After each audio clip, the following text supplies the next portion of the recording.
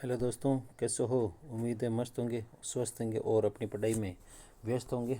आज एक हम प्रथम श्रेणी व्याख्यातिक अपना जो सीरीज शुरू करी थी निःशुल्क वाली, उसमें आज हम लोग बड़ा ही प्रथम प्रश्न पत्र के लिए बड़ा ही इंपॉर्टेंट टॉपिक ले रहे हैं, जिसका नाम है शिक्षक अधिकार 2009। इस कोई भी एग्ज़ाम हो, है ना, प्रथम श्रेणी वाला, चाहे अगर वो मान लो आरपीएससी अलग अलग करे एबीसी पार्ट बनाकर, फिर भी इस टॉपिक से तो सवाल बनेंगे।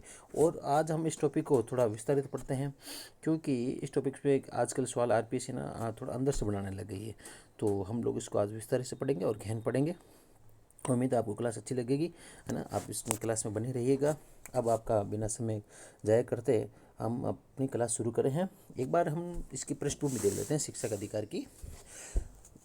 स्वतंत्रता प्राप्ति के पश्चात लागू हुए भारत के मूल संविधान नीति निर्देशित तत्वों के अनुच्छेद 45, ये आपको पता है, अनुच्छेद 45 अंदर नीति निर्देशित तत्वों का उल्लेख है। क्या कहा है? संविधान लागू होने के 10 वर्ष के भीतर राज्य सभी बच्चों को 14 वर्ष की आयु पूरी होने तक निःशुल्क व अनिवार्य शिक्षा प्रदान का प्रयास करेगा। ये लिखा गया अनुच्छेद 45 में। राष्ट्रीय शिक्षा नीति 1986 ने सिफारिश की कि 14 वर्ष तक के बच्चों का सार्वभौमिक नामांकन एवं विद्यालय में ठहराव सुनिश्चित किया जाए। ये राष्ट्रीय शिक्षा नीति आई थी ना 1986 में, उसमें ये कहा गया था। एक थी राममूर्ति समिति 1990 की रिपोर्ट में सर्वप्रथम शिक्षा के अधिकार की बात की गई थी। ये रखना, 1990 में रिपोर्ट आई थी राममूर्ति, है ना, उसमें शिक्षा के अधिकार की बात कही गई थी। समिति ने शिक्षा के अधिकार को मूल अधिकार में सम्मिलित करने की सिफारिश की। समिति ने प्रत्येक बच्चे को शिक्षा का अधिकार प्राप्त हो, इसके लिए मुख्यतः निम्न बातें सुनिश्चित करने का सुझाव दिया था। तो अपन तो एग्जाम में पूछा जा सकता है कि शिक्षा के अधिकार से संबंधित कौन सी समिति संबंधित है। तो अपन को ध्यान रखना है राममूर्ति समिति, जो कि 1990 में आई थी। इन्होंने क्या क्या सुझाव दिए? एक तो देखो, नामांकन के लिए दिया था, एक ठहराव के लिए, स्कूल तक भौतिक पहुंच, physical access to school, school तथा शिक्षक की उपलब्धता। आगे संयुक्त राष्ट्र बाल अधिकार कन्वेंशन 1990 के अनुच्छेद 88 में बालकों के शिक्षक अधिकार के तहत निःशुल्क व अनिवार्य प्राथमिक शिक्षा उपलब्ध कराने की बात कही गई। भारत ने इस कन्वेंशन, है ना, पर 11 दिसंबर 1992 को हस्ताक्षर किए। तो अपन को एक तो ये वाला 1945 वाला ध्यान रखना है ना। और ये 10 वर्षों के पश्चात ये कही थी, 1986 में भी ये बात कही गई थी। एक है मोहन जैन बनाम कर्नाटक राज्य वाद, ये 1992 में आया था। मेडिकल कॉलेज में प्रवेश के लिए शुल्क विवाद को लेकर आए। इस विवाद के अंतर्गत उच्चतम न्यायालय ने सभी प्रकार की शिक्षा के अधिकार को अनुच्छेद 21 के तहत जीने के अधिकार में समाहित माना, राइट टू लाइफ, उसके समाहित माना था। ये ध्यान रखना। मोहिनी जैन बनाम कर्नाटक राज्य विवाद हुआ था ना, मेडिकल वाला, है ना, उसमें शिक्षा अधिकार भी है, अनुच्छेद 21 के तहत जीने का अधिकार, उसके समाहित माना। एक है उनिकर्षण बनाम आंध्र प्रदेश राज्य विवाद। देखो, इनका ये पूछा जा सकता है, ये ध्यान रखना, इनका ये सन पूछी जा सकती है ना, वो मिलान के में। तो मोहनी वाला तो आया था आपके 1992 में, और उनिकृष्ण बनाम आंध्र प्रदेश राज्य विवाद 1993 में। उच्चतम न्यायालय द्वारा इस वाद के तहत 14 वर्ष की बच्चों को 14 वर्ष की आयु तक शिक्षा के अधिकार और जीवन के अधिकार के अंतर्गत ही माना। ये भी ध्यान रखना, ये दोनों लगभग सेम ही बात करते हैं, है ना। तो ये मोहन जैन बनाम कर्नाटक वाला है, तो आया तो अपने 1992, और उनिकृष्ण बनाम आंध्र प्रदेश ये आया था आपके 1993 में। अगर याद रखना तो कर्नाटक में 4 वर्ण आते हैं और आंध्र प्रदेश में 5, मतलब इसके बाद में आएगा। ये ध्यान रखना, कर्नाटक वाला के बाद में आंध्र प्रदेश आएगा। आगे है मोही राम सेकया समिति, और ये 1997 में आई थी। भारत के संविधान संशोधन में किया जाना चाहिए ताकि 14 वर्ष के बच्चों के लिए निःशुल्क प्रारंभिक शिक्षा के अधिकार को एक मौलिक अधिकार बनाया जा सके, तथा प्रत्येक नागरिक को जो माता पिता है के लिए 14 वर्ष तक के सभी बच्चों को प्रारंभिक शिक्षा का अवसर उपलब्ध करवाने का मौलिक कर्तव्य बनाया जाए। ये कहा था। मौलिक कर्तव्य बनाने के संबंध में मोही राम सेकया समिति 1997 में ये समिति बनी थी। उन्होंने शिक्षा के अधिकार के मौलिक अधिकार के रूप में उन्होंने बनाया जाए, इसके संबंध में सिफारिश करी थी। देखो, ये सवाल आप भी का है, निम्नलिखित में से किस समिति ने 6 से 14 वर्ष के आयु के बच्चों के लिए शिक्षा को मौलिक अधिकार बनाने के लिए संविधान में संशोधन की सिफारिश की? ये थी मोही राम सेकया समिति। ये वाला अपन को विशेष तौर से ध्यान रखना है। ये हो सकता है ऐसा एग्जाम में आरपीएससी पूछ भी ले, है ना, क्योंकि पृष्ठभूमि से सवाल बन सकते हैं। एक है तपस्या मजूमदार समिति 1999 में आई थी। निःशुल्क एवं अनिवार्य प्रारंभिक शिक्षा प्रदान करने के लिए आवश्यक वित्तीय आवश्यकताओं के आकलन हेतु गठित सार्वभौमिक प्राथमिक शिक्षा के लिए तथा 1998 से 2008 तक 1.37 लाख करोड़ रुपए की आवश्यकता होगी, जो जीडीपी का लगभग 6% होगा। ये कहता है तपेश मजूमदार समिति ने। 2002 में भारतीय संविधान में 86वें संविधान संशोधन के अंतर्गत निम्नलिखित 3 परिवर्तन किए गए। ये ध्यान रखना, 2002 में 86वां संविधान संशोधन हुआ था, उसमें 3 परिवर्तन हुए थे। एक है मौलिक अधिकार, जो कि अपने अनुच्छेद 21A में जोड़ा गया। इसमें लिखा कि राज्य 6 से 14 वर्ष की आयु से कम वाले बच्चों के लिए निःशुल्क एवं अनिवार्य शिक्षा का उपलब्ध कराने का उपलब्ध करेगा। राज्य यह उपबंध ऐसी रीति से करेगा जो विधि द्वारा बनाई जाएगी। एक है नीति निर्देशक तत्व, तो भी आपने पढ़ा था 45 वाला में संशोधन किया गया। राज्य के सभी बच्चों के लिए 6 वर्ष की आयु पूरी करने तक प्रारंभिक बाल अवस्था देखरेख व शिक्षा हेतु ईसीसी वाला आपने यह पढ़ा था। एनईपी में ये ईसीसी वाला आपने पढ़ा था। एक है मूल कर्तव्य 51A के तहत देखो मूल कर्तव्य जोड़ेगा, सभी माता पिता या संरक्षक अपने बच्चे या प्रतिपाली के लिए 6 वर्ष से 14 वर्ष की आयु तक शिक्षा का अवसर प्रदान करें। ये आपने 2006 में संविधान संशोधन हुआ था 86वां, उसके अंदर ये कहा गया था। तो अपन को ध्यान रखना है, एक तो देखो मुही राम सेके कमेटी, इसने मूल अधिकार बनाने की सिफारिश करी थी, 1997 में थी। और एक तमस मजूमदार समिति आई थी 1999 में। तो हो सकता है अपन को एक क्रम देखा है ना, ये क्रम में ये क्वेश्चन पूछ भी ले, तो इसको अपन को थोड़ा से अच्छे से याद रखना। याद करने के लिए क्या सीधा राममूर्ति समिति आई थी अपने 1990 में, और संयुक्त राष्ट्र बाल अधिकार कन्वेंशन 1990 में, मोहिनी जैन बनाम कर्नाटक राज्यवाद 1992 में, और उन्नीकृष्ण बनाम आंध्र प्रदेश यह आया था 1993 में। एक थी ये आपके मोईराम सेके समिति, जिसे सिफारिश करी थी मूल अधिकार बनाने के लिए। एक थी तपस मजूमदार समिति, है ना, इसने अपनो जीडीपी का 6% खर्च करने के लिए बात कही थी। एक है देखो, ये सवाल बन रखा है एग्जाम में, तो एक बार इसको सवाल को अपने देखते हैं। ये स्कूल व्याख्या संस्कृत शिक्षा 2020 में क्वेश्चन आया था। भारत के संविधान के किस अनुच्छेद के तहत 6 से 14 वर्ष के बच्चों के लिए निःशुल्क एवं अनिवार्य शिक्षा का प्रावधान किया गया? तो ये था 21A के तहत। एक क्वेश्चन और बार का है, यह भी 2026 में आया था। इसमें ये कहा एक अभिकथन ए के रूप में लिखे थे तथा दूसरे उसके कारण के रूप में, आर के रूप में अभिकथन ए। राज्य 6 से 14 वर्ष की आयु के सभी बालकों को निःशुल्क एवं अनिवार्य शिक्षा प्रदान करेगा। ये बात कही गई अपने नीति निर्देशक तत्व 45 में। इसका कारण है अनुच्छेद 21A शिक्षक अधिकार से संबंधित है। उपरोक्त में क्या सही है? तो इसका उत्तर क्या रहेगा? आपको एक बार आप खुद इसके बारे में सोचना। ए आर दोनों सही है ना। आर सही की व्याख्या, ए सही है लेकिन आर सही नहीं, ये तो गलत है ना। ए सही नहीं, ये भी गलत है। आर दोनों सही, आर ए की सही व्याख्या है। तो एक बार देखो, नहीं है ये तो है ही नहीं, है ना। तो ये इसमें यह आएगा, बालकों को दिए गए मूल अधिकार के अनुसार गुणवत्तापूर्ण शिक्षा की संरचना उपलब्ध कराने तो भारतीय संसद द्वारा 2009 में शिक्षा का अधिकार 2009 पारित किया। ये ध्यान रखना, भारतीय संसद द्वारा ये पारित किया गया था। ये आया था आपके लेवल 1 में क्वेश्चन आया था, ये ध्यान रखना आपको, है ना। शिक्षा के अधिकार से तो 21 से संबंधित है, ये आपको पता होगा। ये शिक्षा के अधिकार से, जीवन जीने के अधिकार से संबंधित है ना। निःशुल्क एवं अनिवार्य बाल शिक्षा अधिकार 2009 भारतीय संसद पहले राज्यसभा में 20 जुलाई को पारित हुआ। ये ध्यान रखना, राज्यसभा में 20 जुलाई को, उसके बाद 4 अगस्त 2009 को लोकसभा द्वारा पारित हुआ। ये डेट अपन को याद रखनी है। 20 जुलाई को तो राज्यसभा, है ना, और 4 अगस्त, है ना, को लोकसभा पारित हुआ। 26 अगस्त 2009 को राष्ट्रपति उस तात्कालिक राष्ट्रपति थे श्रीमती प्रतिभा पाटिल महोदय द्वारा इस पर हस्ताक्षर किए जाने पर यह अधिनियम पारित हुआ। 27 अगस्त को भारत के gazette the gazette of India में प्रकाशित किया गया। यह अधिनियम भारत गणराज्य के 60 वर्ष में अधिनियम संख्या 35वां अधिनियमित किया गया। ये ध्यान रखना, 60 वर्ष में आया था और ये 35वां अधिनियमित था। और 20 जुलाई 2009 को तो इसमें इसके लिए राज्यसभा में साइन हुए थे, पारित हुआ राज्यसभा से। और 4 अगस्त 2009 को लोकसभा में पारित हुआ। 26 अगस्त को श्रीमती राष्ट्रपति प्रतिभा पाटिल महोदय ने इस पर अपना हस्ताक्षर किए थे और 27 अगस्त को ये गजट में पारित हुआ। तो अपन को डेट ने थोड़ी सी ध्यान रखनी, क्योंकि वो हो सकता है किसी प्रकार की कोई भी डेट पूछ ले, हो सकता है वो राज्यसभा पूछ ले, हो सकता है वो लोकसभा पूछ ले, या राष्ट्रपति जी ने कब सिग्नेचर किए थे वो पूछ ले, और ये गजट में कब प्रकाशित हुआ था ये भी पूछ सकता है। अब निःशुल्क अनिवार्य बाल शिक्षा का अधिकार 2009। देखो, निःशुल्क और अनिवार्य के क्या अर्थ है, देखो एक बार देखते हैं। कोई बालक किसी भी प्रकार के ऐसे शुल्क या भुगतान का उत्तरदायी नहीं होगा जो उससे प्रारंभिक शिक्षा पूरी करने के लिए रोकता हो। ये ध्यान रखना। गवर्नमेंट स्कूलों में कोई भी बालक हो, अगर उसकी प्रारंभिक शिक्षा पूर्ण करना हो तो उसे किसी प्रकार कोई शुल्क नहीं देना होगा, निःशुल्क है, अनिवार्य।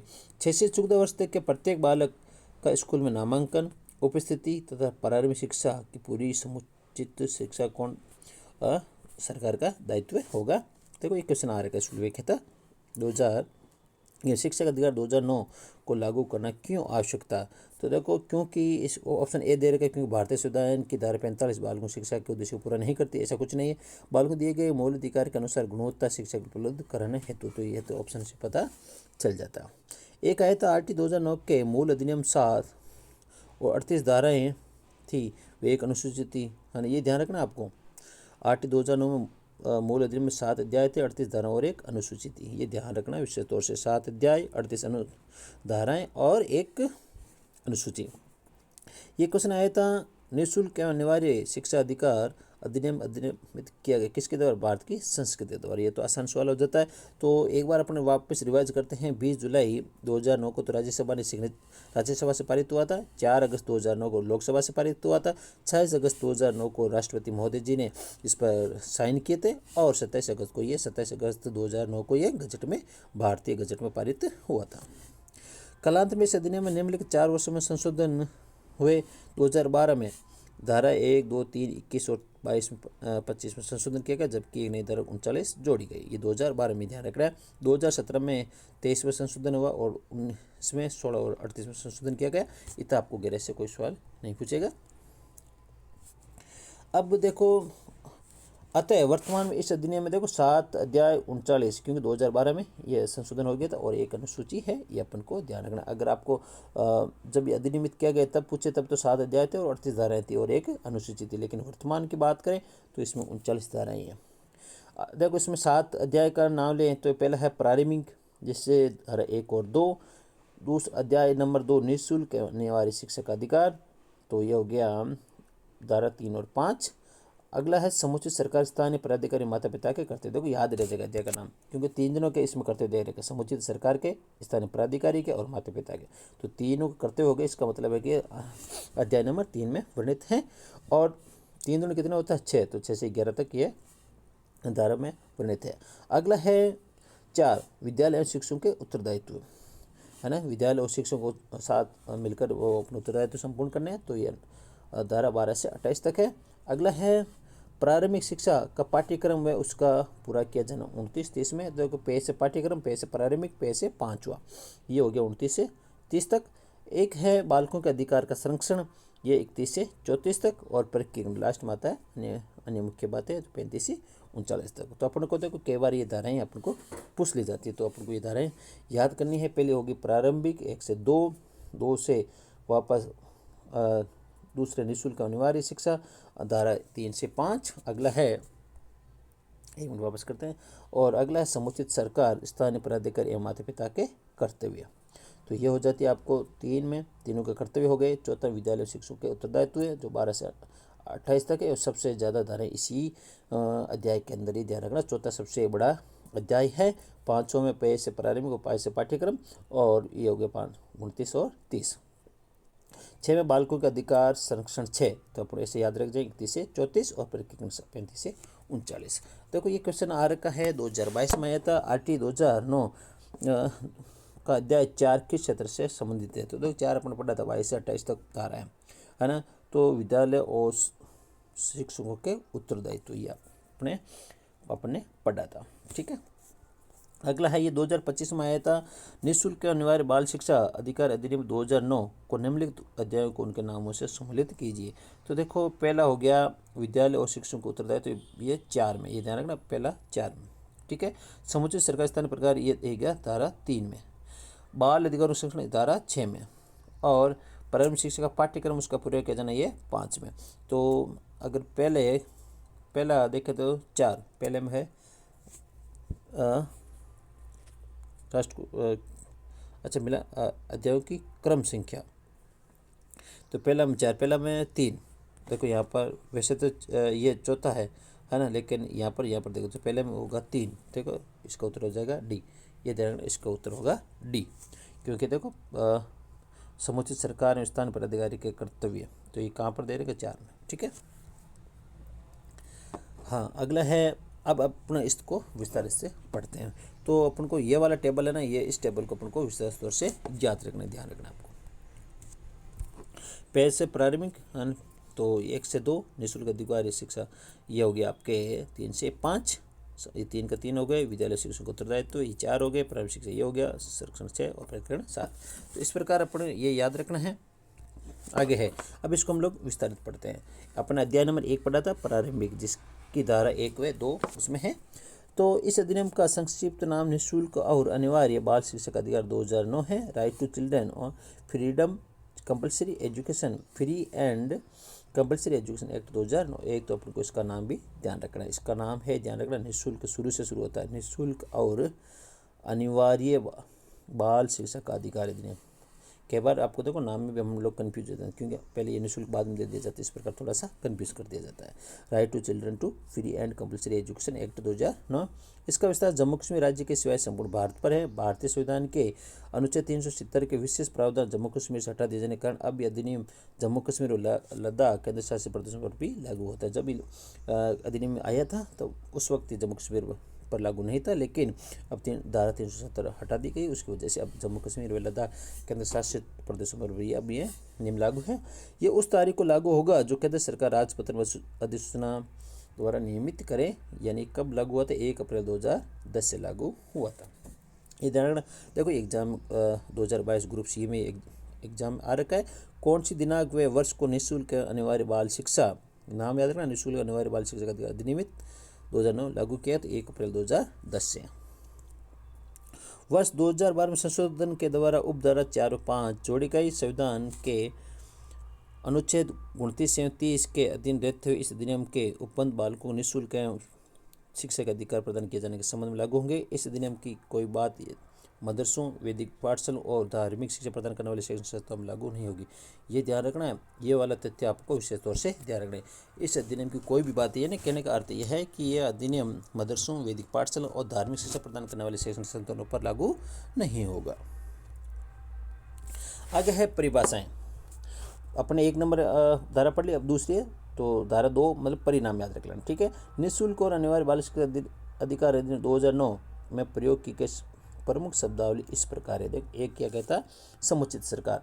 अब आपसे पूछ लिया जाए कि समुचित सरकार क्या होती है, तो देखो ऐसा विद्यालय जो केंद्र सरकार या संघ राज्य क्षेत्र के प्रशासक द्वारा स्थापित, नियंत्रित या संचालित होता है ना, उसके लिए समुचित सरकार केंद्र सरकार की होगी, है ना। उस पर किसका? केंद्र सरकार और संघ राज्य के प्रशासक द्वारा स्थापित या नियंत्रित या संचालित होता है।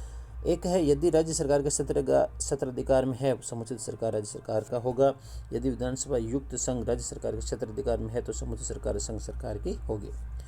प्रति व्यक्ति फीस, विद्यालय द्वारा निर्धारित शुल्क अतिरिक्त किसी भी प्रकार का भुगतान, डोनेशन, सहायता, बालक 6 से 14 वर्ष के बालक अलाबित असुविधाग्रस्त। देखो असुविधाग्रस्त में पूछ लिया जाता है, उसमें आता है एक तो अनुसूचित जाति, एक आता अनुसूचित जनजाति, एक आता सामाजिक शैक्षणिक रूप से पिछड़े वर्ग के बालक, एक है समुचित सरकार द्वारा सामाजिक, सांस्कृतिक, आर्थिक एवं भौगोलिक, भाषाई, लिंग या अन्य कार्य के आधार पर अधिसूचना द्वारा घोषित अलाबित समूह के बालक।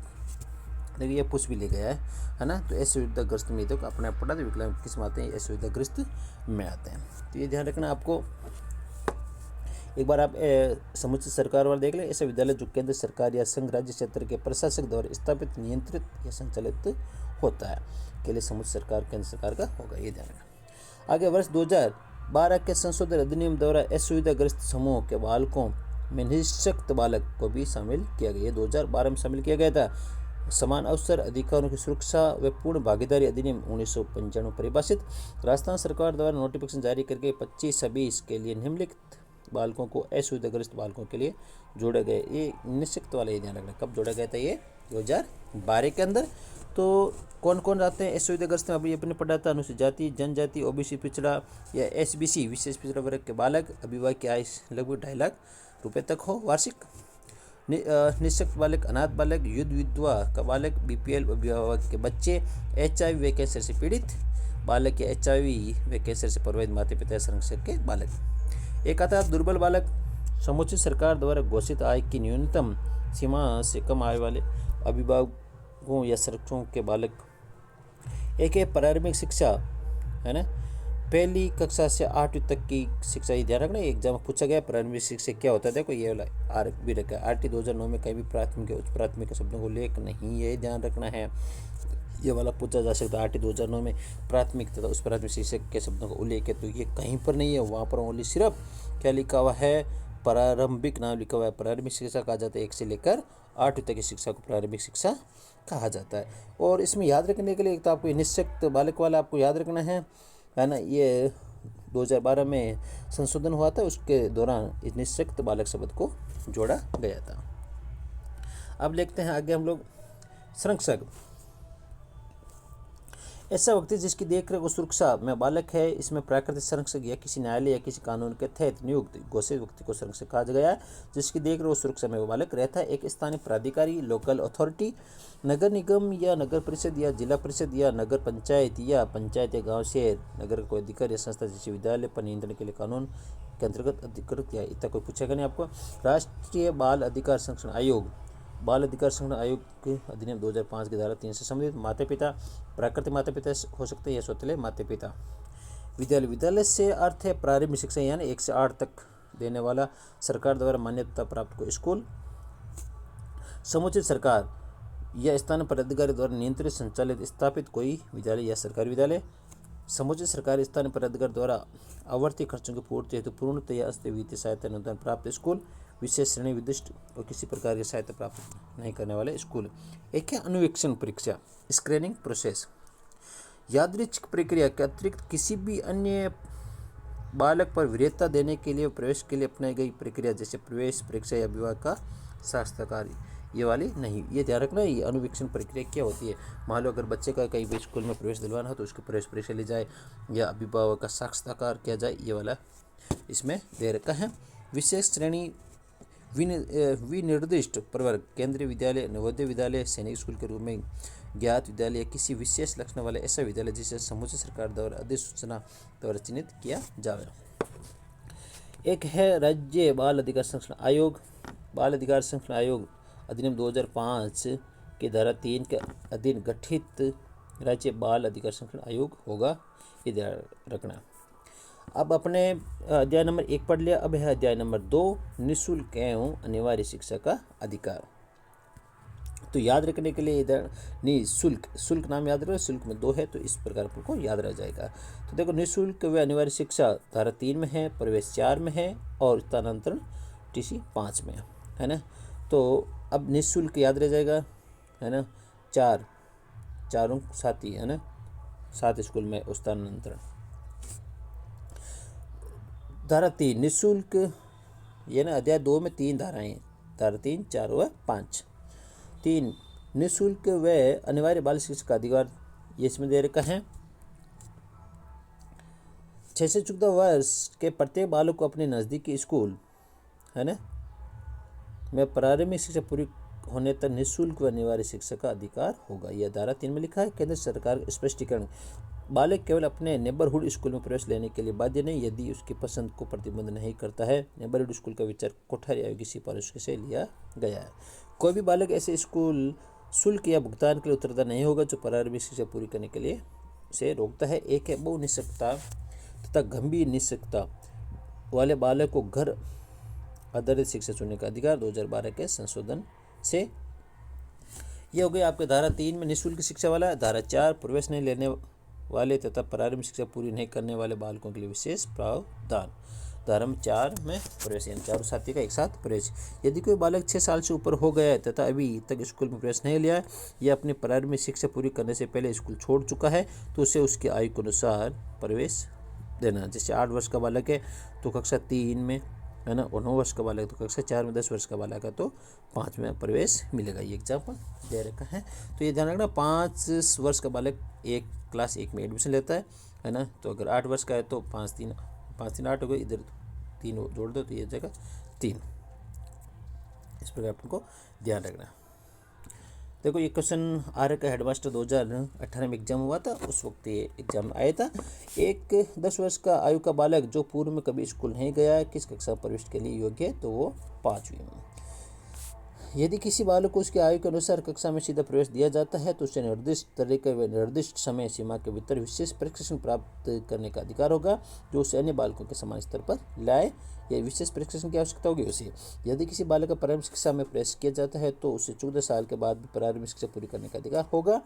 RT 2011 की नियमावली 6 के अनुसार RSCRT द्वारा अनुमोदित शिक्षण सामग्री के अनुसार 3 माह की न्यूनतम अवधि के लिए विशेष प्रशिक्षण, ये ध्यान रखना। RT आई थी ना 2011 राजस्थान वाली, उसकी नियम में 6 में ये विशेष प्रशिक्षण वाला है, जिसे अधिनियमित कर प्रगति का आंकलन के आधार पर 2 वर्ष की अधिकतम अवधि तक विस्तारित किया जा सकता है। केंद्र सरकार का स्पष्टीकरण। 10 वर्ष का बालक कक्षा 4 में प्रवेशित हुआ है तथा 2 वर्ष का विशेष प्रशिक्षण प्राप्त किया तो वे आंकलन किया जा सकता है, उसे कक्षा 6 में रखा जाए या 5 में बेहतर होगा, उसके ऊपर यह निर्भर करेगा। ये एग्जाम देखो आ रखा है।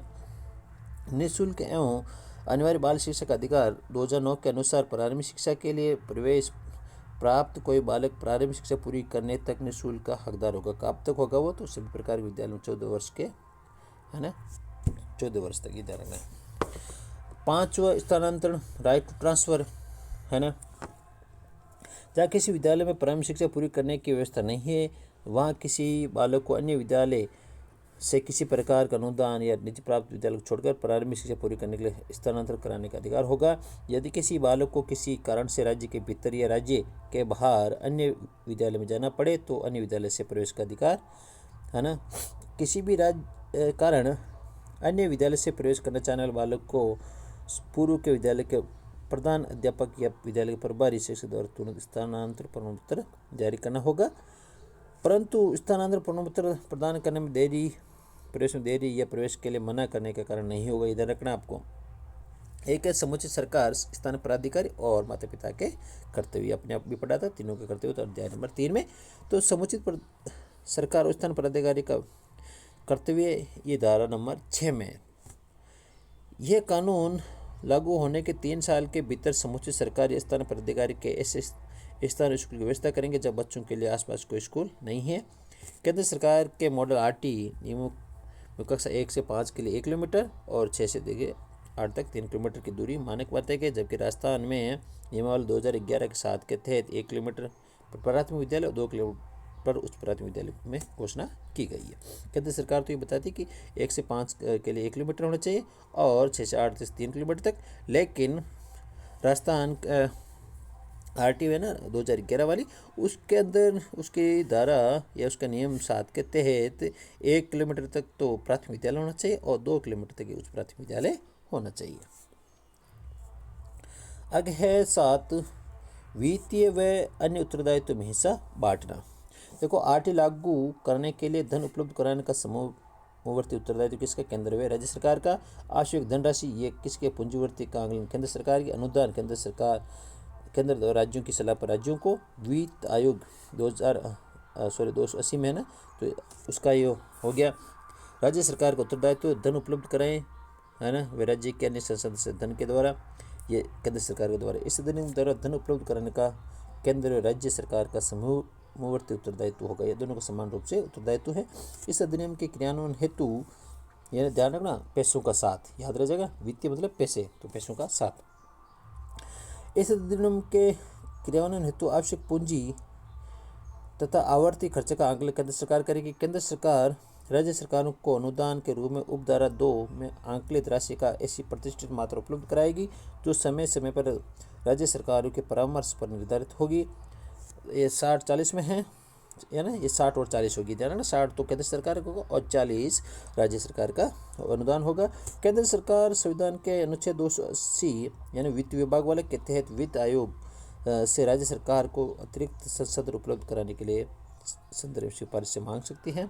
ये तो केंद्र सरकार से, ये क्या है, सेंट्रल गवर्नमेंट धारा 29 के तहत निर्धारित शैक्षिक प्राधिकारी की सहायता राष्ट्रीय पाठ्यचर्या के रूप तैयार की जाएगी। देखो ये क्वेश्चन आ रखा है, निःशुल्क एवं अनिवार्य बाल शिक्षा का अधिकार 2009 में वर्णित समुचित सरकार के कर्तव्यों के अनुसार केंद्र सरकार का उत्तरदायित्व होगा, तो क्या होगा? शिक्षकों के प्रशिक्षण के लिए मानकों विकसित और लागू करना, ये क्वेश्चन आ रखा है। ठीक है, शिक्षकों को प्रशिक्षण देने के, है ना। देखो शिक्षकों के प्रशिक्षण हेतु मानकों विकास कौन करेगी? केंद्र सरकार करेगी, ये ध्यान रखना आपको, है ना। और राज्य सरकार की पहल अनुसंधान, नियोजन तथा अन्य निर्माण हेतु तकनीक सहायता कौन करेगी? केंद्र सरकार करेगी। अगला है 8, धारा 8 समुचित सरकार के कर्तव्य, दोनों को साथ में। सभी बालकों या 6 से 14 वर्ष की आयु को निःशुल्क एवं अनिवार्य प्रारंभिक शिक्षा उपलब्ध कराना, कक्षा 8 से 8 तक उपलब्ध करेगी, परंतु यदि माता पिता संरक्षक को किसी निजी स्कूल में या गैर सरकारी सहायता प्राप्त स्कूल प्रवेश दिलाते हैं तो उस पर आने वाले खर्च के पुनर्भुगतान के लिए सरकार के समक्ष दावा नहीं किया जा सकेगा। एक बार इसे वापस देखते हैं हम लोग 8वें में। सभी बालकों को निःशुल्क एवं अनिवार्य प्रारंभिक शिक्षा, निःशुल्क सभी बालकों का अर्थ है 6 से 14 वर्ष के आयु के बालक, और प्रारंभिक शिक्षा होगी 1 से 8 तक उपलब्ध कराएगी, परंतु यदि माता पिता संरक्षक बच्चे को किसी निजी स्कूल में या गैर सरकारी सहायता प्राप्त स्कूल प्रवेश दिलाते हैं तो उस पर आने वाले खर्च के पुनर्भुगतान का राज्य सरकार के समक्ष दावा नहीं किया जा सकता। स्पष्टीकरण, अनिवार्य शिक्षा आपने अभी पढ़ा था, क्या होता है? 6 से 14 वर्ष के आयु के बालक को निःशुल्क प्रारंभिक शिक्षा, 6 से 14 प्रत्येक बालक का अनिवार्य रूप से स्कूल में प्रवेश, उपस्थिति और प्रारंभिक शिक्षा पूरी करने का सुनिश्चित करें। राजस्थान सरकार द्वारा 2021 में स्पष्टीकरण में एक उपखंड थर्ड जोड़ा गया। 6 से 14 वर्ष की आयु के प्रत्येक बालक को कक्षा अनुरूप अधिगम स्तर प्राप्त किया जाना सुनिश्चित करें। बच्चों को शिक्षा के लिए उनके पास ही स्कूल उपलब्ध करवाना, धारा 6 के अनुसार। दुर्बल वर्ग, असुविधाग्रस्त समूह के बालकों के प्रति भेदभाव न हो, प्रारंभिक शिक्षा पूरी करने में कोई बाधा न आए। प्रारंभिक शिक्षा के लिए आधारभूत सुविधा जैसे विद्यालय भवन, शिक्षक और शिक्षण अधिगम सामग्री उपलब्धता सुनिश्चित करना। आयु के अनुसार कक्षा प्रवेश दिए गए बालकों को अन्य बालकों के समान स्तर पर लाने की विशेष परीक्षण अपने 2011 में पढ़ा था ना, वो वाला। प्रत्येक बालक का स्कूल में प्रवेश, उपस्थिति और प्रारंभिक शिक्षा पूरी करना सुनिश्चित करना, मॉनिटरिंग करना, शिक्षकों के लिए विशेष परीक्षण में सुविधा उपलब्ध करवाना। तो ये देखो एग्जाम में आ रखा है शुल्क, ये निःशुल्क था। अनिवार्य बाल शिक्षा अधिकार अधिनियम 2009 के अनुसार निम्नलिखित में से कौन सा कर्तव्य समुचित सरकार का नहीं है? तो समुचित सरकार प्राथमिक शिक्षा अनिवार्य और उसको पूरा करना, ये तो हो गया। शिक्षकों हेतु प्रशिक्षण सुविधा उपलब्ध कराना, यह भी अपने पढ़ लिया। और राष्ट्रीय पाठ्यचर्या की रूपरेखा विकसित करना, ये वाला नहीं है। आसपास में विद्यालय उपलब्ध कराना, तो ये तो ऑप्शन देखते हो जाता। एक है स्थानीय पदाधिकारी के कर्तव्य, तो अपने याद रखना स्थानीय पदाधिकारी के 9 कर्तव्य। सभी बच्चों को निःशुल्क और अनिवार्य प्रारंभिक शिक्षा उपलब्ध कराएगा। यदि माता पिता संरक्षक बच्चे किसी भी निजी स्कूल या गैर सरकारी प्राप्त स्कूल प्रवेश दिलाते हैं तो उस पर खर्च पुनर्भरने के लिए सरकार का दावा नहीं किया, अभी पढ़ लिया। बच्चों के लिए आसपास स्कूल उपलब्ध हो, ये अपने धारा 6 के अनुसार। निर्बल वर्ग या असुविधाग्रस्त बालकों के प्रति भेदभाव न हो, ये भी ठीक है, देख लिया। स्थानीय पदाधिकारी अपने अधिकार क्षेत्र के भीतर निवास करने वाले 14 वर्ष तक की आयु के बालकों के बारे में तय तरीके से रिकॉर्ड रखेगा। स्थानीय पदाधिकारी अपने अधिकार क्षेत्र के भीतर निवास करने वाले प्रत्येक बालक का विद्यालय में प्रवेश, उपस्थिति और प्रारंभिक शिक्षा पूरी करने का सुनिश्चित करेंगे। तो इस प्रकार ये कुछ कर्तव्य है स्थानीय पदाधिकारी के। ये एफ वाला कर्तव्य हो गया आपके प्रारंभिक शिक्षा के लिए आधारभूत सुविधा जैसे विद्यालय भवन, पर्याप्त शिक्षक कर्मचारी और शिक्षण अधिगम सामग्री उपलब्ध कराएगी, है ना। इस प्रकार ये कुछ कर्तव्य हैं।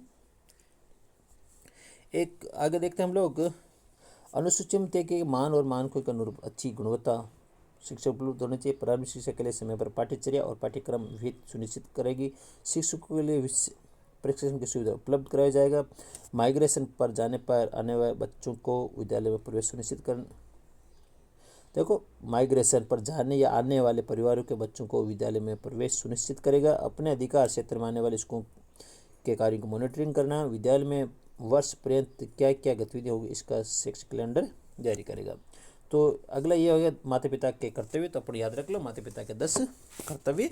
प्रत्येक बच्चे के माता पिता संरक्षक या अभिभावक की जिम्मेदारी होगी कि वह आसपास के विद्यालय में प्रवेश दिलाए और नियमित विद्यालय भेजें। एक क्वेश्चन आ रहा है 2022 में सी में, 8 अधिनियम 2009 की धारा कौन सी धारा में ये कहती है कि प्रत्येक माता पिता संरक्षक का ये कर्तव्य होगा कि वह आसपास के विद्यालय में प्रारंभिक शिक्षा के लिए अपने यथास्थिति बालक या प्रतिपाल्य का प्रवेश कराए या प्रवेश दिलाए। तो धारा 10 अपने पढ़ ली। और समुचित सरकार का विद्यालय पूर्व शिक्षा के लिए व्यवस्था करना, ये हो गया धारा 11 में।